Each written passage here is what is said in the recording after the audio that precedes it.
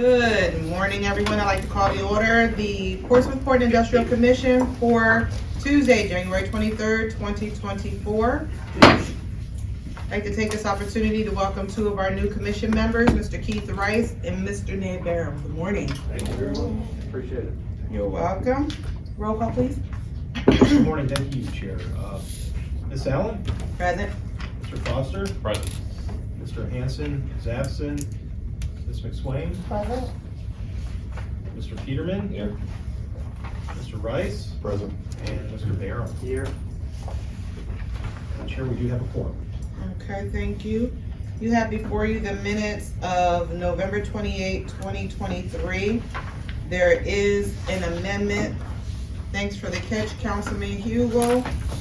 On page 4, where it says Mr. Peterman asked for an update on the appointment of new commissioners by City Council. Councilman Hugo advised it says EDA, however, it is PPIC. If no one has any other amendments to the minutes, I ask for a motion to approve the minutes with the amendment. Make a motion to approve with the amendment. Second. There is a motion and a second. Any discussion? Hearing none. Roll call vote, please. Ms. Allen? Yes. Mr. Foster? Yes. Ms. McSwain? Yes. Mr. Peterman? Yes. Mr. Rice? Yes. And Mr. Barham. Yes. Chair, the item is adopted by a vote of 6-0. Thank you. Moving on to our financials, our quarterly financial report. Good morning, Ms. Pope. Good morning. Good morning, everyone. This morning I will be presenting the second quarter financials. Can you speak up a little bit? Sure. Good morning. This morning I will be presenting the second quarter financials for the period ending December 31st, 2023. The first slide is the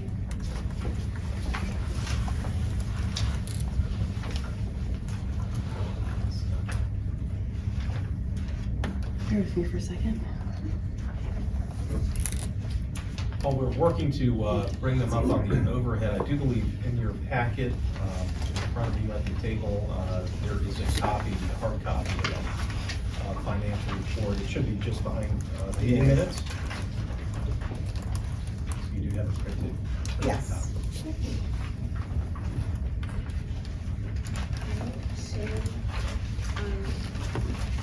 What you have on the screen right now is the statement of net position.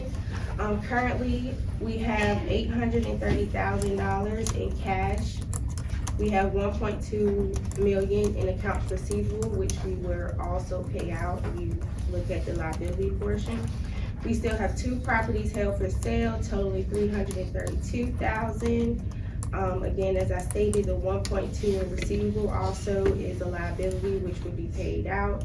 We currently have $7,000 in accounts payable.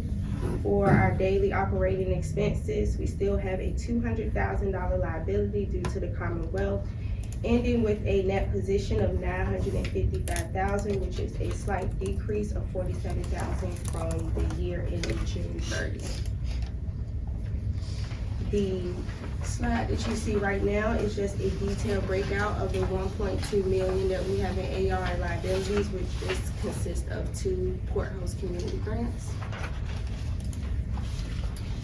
Our next slide is the statement of revenue, expenses, and change in net position, which shows our income and expenses. So far, we have not brought in any IRB fees.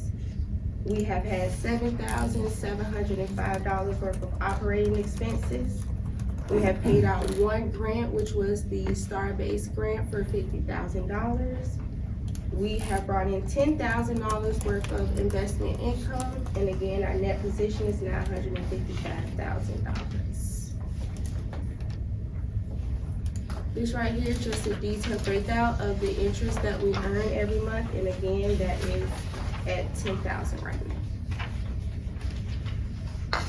Right here is our budget to actual performance report, which shows what we budgeted, what we've done so far, and what we have left to spend. And so far, we have had a small decrease of $47,000. And that's to end my financial presentation. Any questions? Any questions for Ms. Pope? I just have one, is there going to be a cash payment or a deposit for the properties that we sold? Well, we have not sold any properties yet. But currently, the properties at 3920, 3930 Burton's Point Road, we're negotiating a sale agreement for that property. And once that's executed, there will be a deposit made to an escrow account. And then upon sale, those funds would be realized and received at closing. So that would be the. And that timeline for that should be what? Well, we have not yet executed the purchase agreement, so we can negotiate that, so we don't have a definitive date for closing yet, but certainly there will be a, due diligence period after that closing, so I would say within 6 to 12 months of execution. Any other questions regarding the financial report? Hearing none, thank you, Ms. Pope. Moving on to there is a need for a FY 2025 budget committee. Oh, I'm sorry. Our financial audit presentation, I apologize, Ms. Pope. That would be our auditors. Oh, yes, that's right. So we do have the city's auditor joining us virtually this morning. We have printed out and provided you with. How are you doing? Good morning. Good morning. Good morning. My name is Sherry Amos. I'm a principal with Clifton Larson Allen. I have Eris Wright, manager, and Max Paffenberger, senior, with me today. We were the ones that were responsible for auditing the June 30, 2023 financial statements for the PPIC. I'll provide just a quick overview of where we are with the audit. We are almost done. CLA has several layers of quality control reviews that are performed as part of our internal control system. So we are wrapping that up this week with hoping to issue towards the end of the week as far as an audit status. So almost at the home stretch here for the audit for 2023. Wanted to provide the opinion that we are giving on the statements is a modified opinion. This is consistent since 2021. And that is due to the property held for resale was recorded with an impairment loss in 2021. However, there's been no appraisal that's been done over that property for us to have sufficient audit evidence to be able to determine the reasonableness of the value that's being carried on the financial statements of that property. So because of that, we do have a modified opinion only for that piece, the property held for resale. And that is, like I said, consistent with the past several years of the PPIC's financial statements. Other than that, we didn't have any other problems with the financial information in the financial statements. There were no uncorrected or corrected misstatements in the financials, which is a good testament that the information you all receiving on a quarterly basis from management is accurate and that you're getting good information throughout the year, so we don't have to make any adjustments to the June 30 information. I will say it was a pretty quiet year, which from our perspective is a good thing. We didn't have any new accounting standards that came into play for fiscal year 23. So when you look at the financial statements, they are very comparable to 2022, just updating the numbers and the disclosures and things like that. So from our perspective, it was a pretty quiet year. Management provided us information as we requested. We're very appreciative of all the time and attention that they gave us in order to complete the audit for the year. And there were no significant deficiencies or material weaknesses in internal control either to report. So like I said, from our perspective, a pretty quiet, pretty status quo year on the PPIC financial statements. And with that, I will gladly take any questions you all might have. Does anyone have any questions in regards to the audit? Hearing none, thank you so much for all your due diligence and hard work. Wonderful, thank you all, and thank you for your time today. Okay. Madam Chair, if I can just add to just one last item, the conversation. There is no action necessary from the board today, but the city attorney's office has advised me that once the audit is finalized, traditionally there's a resolution that will be adopted to accept the findings of the audit. Absolutely. Which we'll do at your February once it's been finalized. Thank you so much. Okay. There is a need for establishment of a budget committee for FY '25. Normally, our treasurer does head that committee, and we would need at least one other commissioner. Anyone interested in serving on that committee for the budget for FY '25?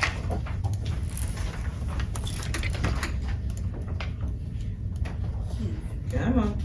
All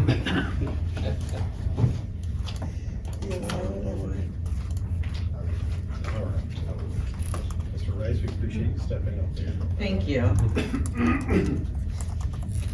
So what we'll be doing is staff will be reaching out to you to coordinate an initial meeting to sit down and review the current fiscal year budget and then begin the process of updating that budget for FY '25. Just in terms of our schedule, we'd like to have by March kind of a draft budget before the commission for consideration, and having that adopted in April if possible. It's something we can have in place before the end of the fiscal year and ready to go as of July 1. So we'll be working with you all and probably have a couple of meetings in order to get things, prepared for that March meeting presentation. Good, thank you. On to old business, we have our Port of Virginia update. Mr. Kinsman. Good Thank you, morning. Madam Chair. Thank you very much. Team, Pat Kinsman, Vice President for Offshore Wind Development.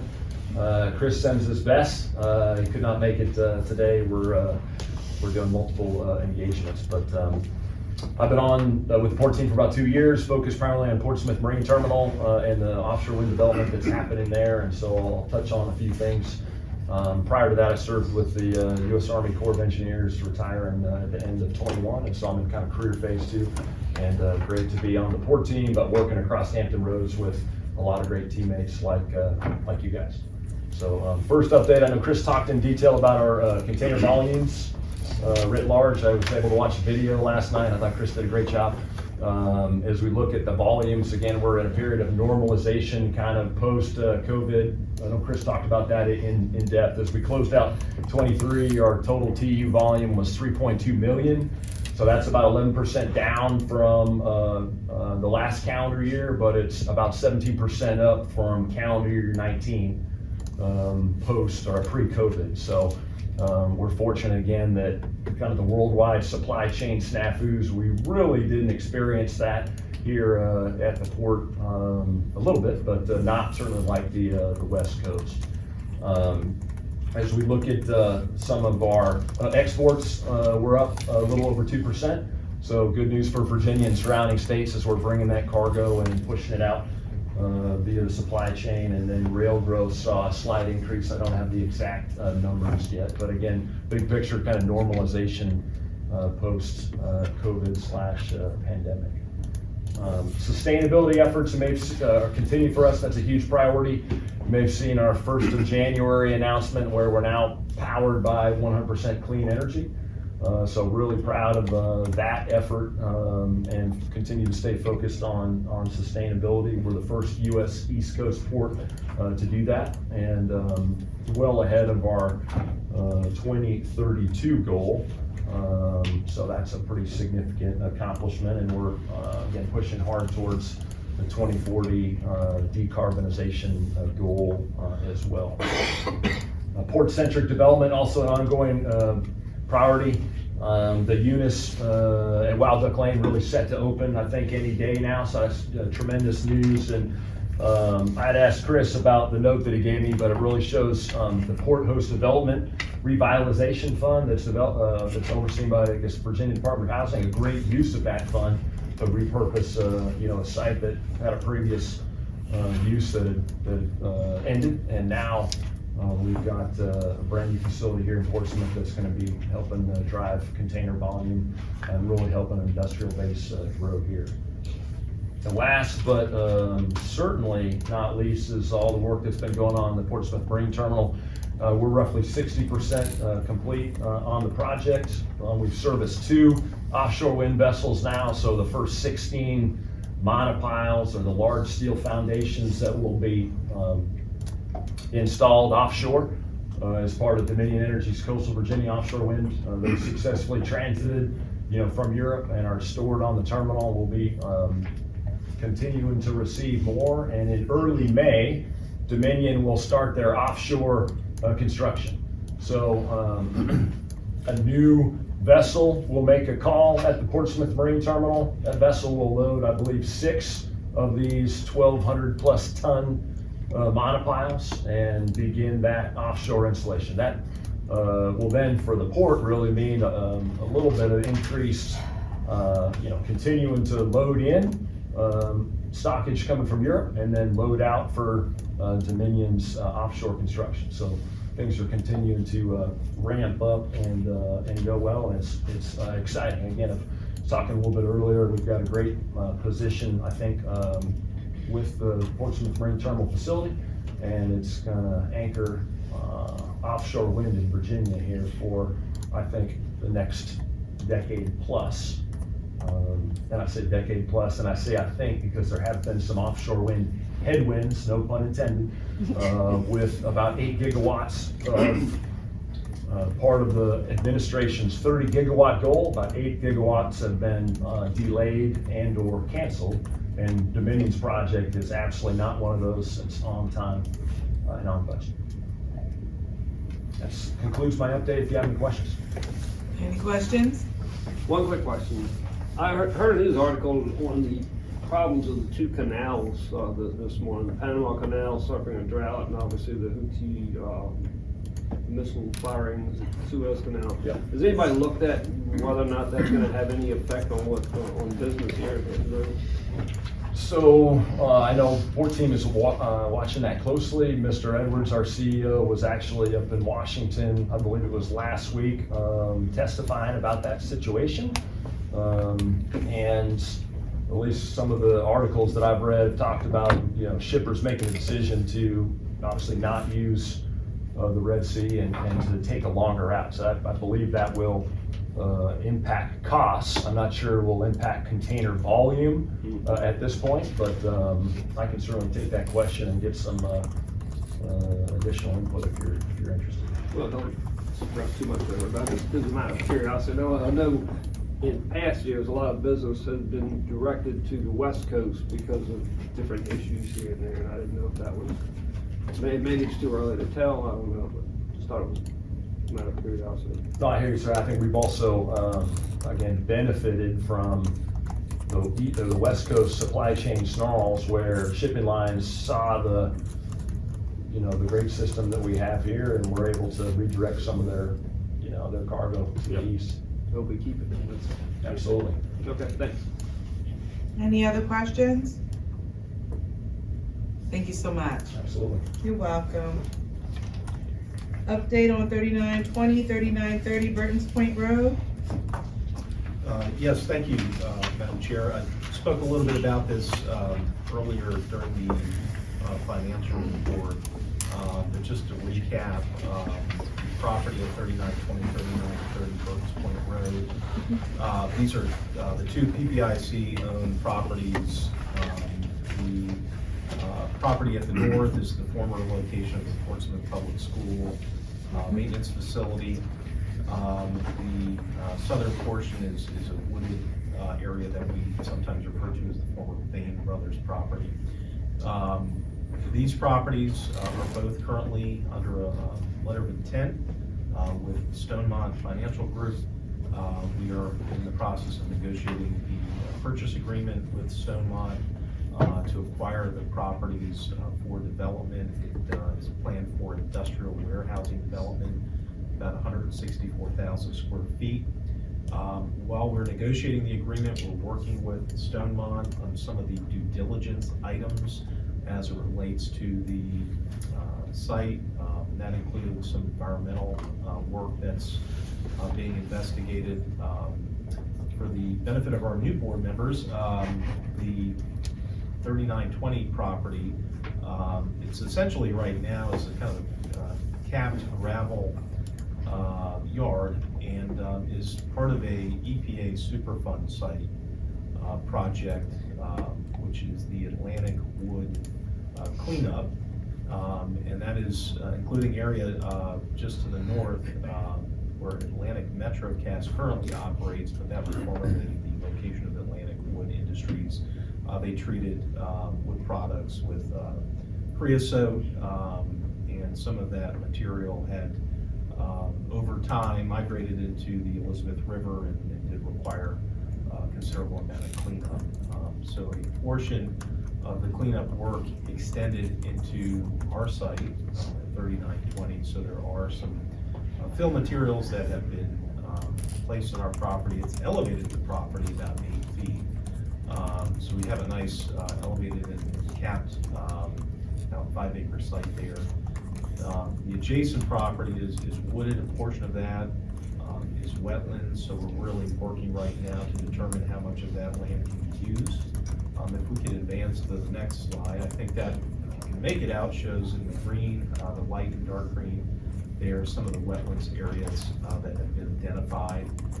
So a portion of that site is not able to be used, but we're working on a development plan for the remainder. And the development plan conceptually, if we can advance one more slide, please, Ms. Tracy, identifies a approximately 164,000 square foot building with a drop lot. I actually think this is a dated layout. It is likely that the building and parking area are going to flip-flop based on the conditions that have been identified in the due diligence period to date. But we're working on the due diligence at this period of time. As soon as the contract is finalized with the city attorney's office, we will execute that, and then we will have a finite and determined time for obtaining any necessary permits, approvals to develop the property. And then at that point in time, we will close the transaction. I will just add, Burton's Point Road right now is a construction zone, so the roadway is being improved. That's a city project, and we would expect that that will wrap up late spring, early summer of 2024, which is great because that provides for VDOT standard access to the site. If you travel down Burton's Point Road in years past, it was kind of difficult to navigate, sometimes harrowing to get back there. So that will be a new roadway with some new utility and pedestrian improvements as well. So looking forward to this moving forward. Certainly happy to answer any questions you may have about the project. Any questions regarding 3920 and 3930 Burton's Point Road? I do have a question. The entry they're getting that together as far as, we had that issue about the entrance to the property. The entry to the property will likely be reworked as part of their overall development process, and that will have to be something that the city's engineering office is involved in. Okay. The Norfolk Naval Shipyard Southgate Annex update. Thank you, Chair. This will be brief. The Southgate Annex it's actually just across the street from the Burton's Point Road property that we were just discussing. But this is property owned by the Norfolk Naval Shipyard. It is a combination of uses happening there that includes outdoor storage, some warehousing, and parking for sailors who are currently in dry dock, or have, their ship is in dry dock. It's about a 16-acre property at the south end of Burton's Point Road. The area on the right that is identified in red has been identified by the shipyard as potentially available as surplus land. It does include a couple of piers as well. And we have been having some ongoing conversations with the shipyard for several years now about how this property can be made available for private industries use. So the shipyard has been assessing the property from an environmental standpoint. They've had some studies that have been performed. They have looked at their needs from a utilization standpoint. They've made it clear that this property right now does not have an immediate need and could be made available. There is a process for that to happen. It is a lengthy one. What the Navy asked of us to begin that process is to identify potential end users that may have an interest and to determine the need for making this available. So we have done some outreach. We've identified 2 Portsmouth-based companies that have expressed potential interest in utilizing the property for essentially outdoor storage and maybe some light fabrication of maritime-related uses. So we have advised the Navy of that as of last Thursday, and we're waiting to hear back on their next step in the process. Mr. Peterman has been involved in a number of these meetings and discussions, as has Councilman Hugel, and certainly I'd like to provide them an opportunity to chime in as well if they'd like to share any other information. Yeah, I just have a couple of comments. Norfolk Naval Shipyard still is, their layout of what they're gonna spend their billions of dollars on hasn't really quite, there's a lot of excess land that was identified initially that they haven't offered up now because of, they don't know what they want to look like when they grow up. And just as an aside, there's a parallel project that the Navy, Mid-Atlantic started, back when Ned and I were the old PPIC, and we had the Admiral, come here and talk to us, and he said he wanted to get this done during his tenure, but we've had 2 admirals since then. And but this is at Oceana, and their excess property, they're giving it to Dominion Electric, for all the wires coming ashore from the offshore wind. And they just this past week, signed a deal that's going to give the in-kind payments worth $550 million is what Dominion is going to pay. And so you say, what kind of in-kind things are they doing? Well, they're doing a total upgrade of all the barracks at Oceana, which is pretty amazing. They're doing a whole redo of the electrical infrastructure of Oceana, and they're replacing the hangar doors, with that $550 million worth of stuff that Dominion's going to pay. So, so just as a comparison, this is pretty valuable property, I think, and when we get those tenants that want to use it, I'm hoping their in-kind payments will be something that we can, build garages for the shipyard or whatever. So it's one of those things in our negotiations, we need to kind of continue to figure out what is it they need us to do for their in-kind payments. Because we can't give them money. That's the one thing we can't give them. We have to give them in-kind payments. And that's all I had to add. Counselor? Yeah, so last Wednesday evening, I sat with the shipyard commander at dinner. He briefed the American Society of Naval Engineer local chapter and discussed the shipyard infrastructure optimization plan, SIOP, which is the lay down work that they're in the process of doing to upgrade the facility. He indicated that they are in the study period now to, as Ron said, figure out what they want to do when they grow up. Basically, they're reviewing the shipyard layout proper for efficient operation, and what they've told Ron and Brian and me is that until they have that done, they don't have a good handle on how much they're going to have to move off of the shipyard proper to be able to do the infrastructure upgrades before they eventually move it back onto the shipyard proper after the rearrangement of the waterfront is complete.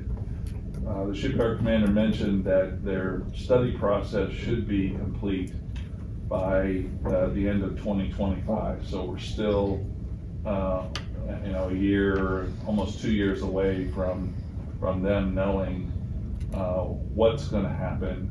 And then once they know what's gonna happen, they'll have to figure out how it's gonna happen. And that's where all of the property on the left side picture that isn't included in the red boundaries on the right side picture, all of that is what's in play for them to use as basically swing space. And so it's good that we're having the discussions now. It's good that they've carved off at least the waterfront piece of the property, which is probably the most valuable piece. But to be honest, when they get finished with their SIOP improvements and make the rest of the property available, then that kind of changes the whole landscape of who might be interested to use not just the waterfront, but the remainder of the property for any number of things. At the same time, there's interest, you probably have heard that Newport News Shipbuilding has stood up a satellite facility over on the old Lambert's Point property in Norfolk.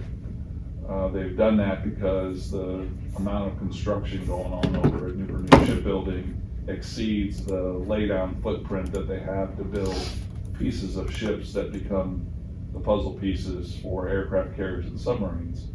Fairlead actually is involved in building pieces of ships and delivering them by barge to Newport News. And so while this little skinny piece of red boundary property doesn't give you a lot of room to build pieces of aircraft carrier, the carrier construction business is forecasted to be ongoing even when the Navy Yard laydown issue is resolved. And so there may still be interest in combining the waterfront and the laydown in the left side picture for businesses that want to build pieces of ships and deliver them to the shipyard. Thank you. Any other questions, discussion? Okay. Could I just add, Brian, who are you contacting so far? Is Newport News one of those? Well, Fairlead is one of those businesses that I have spoke with. And they are, in addition to the expansion to Lambert's Point, which has kind of been rebranded now, I think Fairwinds Landing in Norfolk, they are and have been constructing both carrier hull sections and submarine wing sections as well here in Portsmouth for some time, and barging those to Huntington Ingalls. And they're almost out of room here in Portsmouth, hence the expansion of Norfolk. So they have expressed an interest from a storage standpoint when they completed these components and Newport News is not ready to receive them. They need to be stored somewhere. So it's possible 3 acres there at the shipyard could accommodate that. We've also had a conversation with Crofton Industries, another Portsmouth-based marine construction company, about utilization of property. They're growing, they're out of space essentially, and they need some locations to store materials and components for the work that they're performing. So because of the limitations and acreage of this property that we're currently looking at, and the shape, it's very linear and stretched out. Don't know how much that can accommodate beyond construction, staging, and storage. Certainly the 16 acres to Kelson Eagles Point, that's a whole other story if that's made available to us for various industrial uses. But right now, we're looking at kind of a small property. It seems like those could be accommodated there. Yeah, and I'm guessing, from talking to, the shipyard, that right now that line is driven where the fence line is right now. I bet that could go 20 feet to the left and nobody would give a crap, kind of thing. So it's probably there's a little negotiation on what the total footprint is here. If somebody needed a little bit more space. And I guess the piers would be the next thing is that I guess we need to talk to the shipyard because they use those piers for storm, docking all these small vessels and whatever. I guess we need to ask them if somebody were to tear them down, if that's a problem. Well, the condition of the piers, I think, is something that is of concern as well. I'm not sure about the, the load bearing capacity of those piers. I think they're older pier structures, and they might be fine for tying up a barge or a vessel in the instance of a storm, but not sure about using them for Yeah, that's what I mean, just loading. but somebody might want to just remove them. And I guess the question is the shipyard still have a need for the piers for all the small boats that they bring in there during hurricanes? All very good questions that I think we need to work with them to define. And it's easy for me to imagine that the first iteration of service in kind that the shipyard would look for would be somebody to upgrade the piers, and that kind of service in kind not only upgrades the piers for the long haul for the Navy, but upgrades the piers in the short haul for whoever is using the facility. And so it's kind of a closed loop deal where everybody involved wins in the short term, and the Navy wins in the long term. And then that sets the stage, hopefully, when the rest of the property becomes available to do even bigger things. Thank you. On to new business, 06th Street. Yes, Chair, this is an item we were visiting from last year. These are properties that are located in the Port Center Commerce Park. They're currently owned by the Portsmouth Redevelopment and Housing Authority. Combined, the acreage is just over 2 acres. It's just adjacent to and south of Frito-Lay, PepsiCo's new distribution center. And PRHA has expressed a desire to convey this property previously to the PPIC, and they are now in a position to do so. So we have begun the process of, looking at some of the title work that needs to be done and preparing documents for the transfer of the property. There is no cost associated with that, other than, the PPIC would be responsible for the maintenance and insurance for owning this land. But we are interested in moving forward if you all are in agreement with that. Deputy City Attorney Miller has advised me that I think just really a consensus is all that's required at this point to accept the property. We would then look to begin marketing it, working with our commercial broker, Harvey Lindsay, for development interest. I'll just share with you, we've had some groups come through that have expressed interest in the property. Can't share specifics at the moment, but I think that this is something that we can see being developed fairly quickly. There is an option agreement with an adjacent property that was developed when Port Center was constructed, and we will need to kind of resolve that option agreement, which I do believe has a trigger that can be implemented to do that. So a few little things behind the scene that we'll need to work on, but I think that the time would be appropriate now to go ahead and accept this property for the housing. Okay, we'll take a consensus. How long has this been vacant? Gosh, Mr. Miller, 20 years? It's been a long time. This is actually, when they were doing the Washington Park cleanup, they used this parcel as sort of the last parcel where they put the lead infested dirt.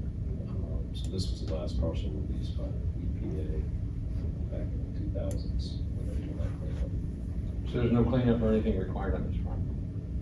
There shouldn't be, no. I mean, it's been released by EPA. Obviously, if you're gonna build on it and you're taking dirt out from below a certain level, then you have to do that.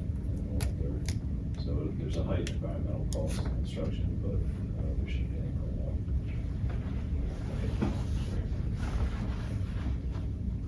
cleanup. Okay, so we'll take a consensus. Mr. Parham, Yes. Mr. Rice, Yes. Mr. Foster, Yes. Treasurer McSwain? Mr. Peterman? Yes. Yes. Okay, thank you very much. We will proceed and we'll notify the redevelopment and housing authority of the intent to do so. Thank you. There is no need to go into a closed meeting. Items submitted by commissioners. I don't believe we have any. No items, but did want to just provide a reminder to the commission that you should have received from the city clerk, Deborah White, an email with your annual economic interest disclosure statement documents. This is required annually, obviously. The due date for that is February 1. And that will need to be provided, returned back to the city clerk as a hard copy document, no later than the 1st of February. I do believe there's a late fee associated with not completing that on time. I believe it's $250. $250, so I don't think you want to miss that deadline. I'm gonna make sure I don't, but we encourage you to get that to the city clerk at your earliest opportunity. If anyone has theirs with them today and would like me to drop it off, I will do so. Just let me know. Okay, thank you for that reminder. Report backs? We had one follow-up from your November meeting, and that was, there was an interest expressed in coordinating to have a representative from Avangrid, which is one of the offshore wind companies. They're actually working in the North Carolina market for the Kitty Hawk Wind project, and you expressed an interest in getting them to a future meeting. So I just want to let you know we're still working on that to find a date that would work for them to come and give you an update. We've talked a lot about the Coastal Virginia offshore wind project and what Division Energy is doing. I think we've even had a representative a time or two come in to meet with you all and present. So we're going to look to do the same thing with Avangrid and allow for them to talk about their project in the Carolinas. Okay. And that was the only report back that I had. All right. I have a question for Pat. Pat, is the North Carolina wind project going to be hosted out of the Portsmouth terminal as well? All that is to be determined, but I've heard that just makes sort of sense. So as Brian was talking about asking Avangrid about, North Carolina, I would say, ask also for their assessment of what's happening up and down the East Coast. And as I say that pre-assembly and staging is not locked in, one of the ideas that I believe both Port Dominion has, I believe others, right, of other projects will stage, we expect, out of Portsmouth Marine Terminal. So I believe one of those is not only Avangrid for the Kitty Hawk project, but also for projects along the East Coast. So in terms of, so it'd be great, I'd love to be here when they come and present, but just to hear their perspective on not only the challenges within the offshore wind industry, but what they expect to happen over the next decade, to give us an idea of, are they signing up to stage multiple projects out of Portsmouth? Which I think they're thinking about, but no one's kind of signed and locked it in.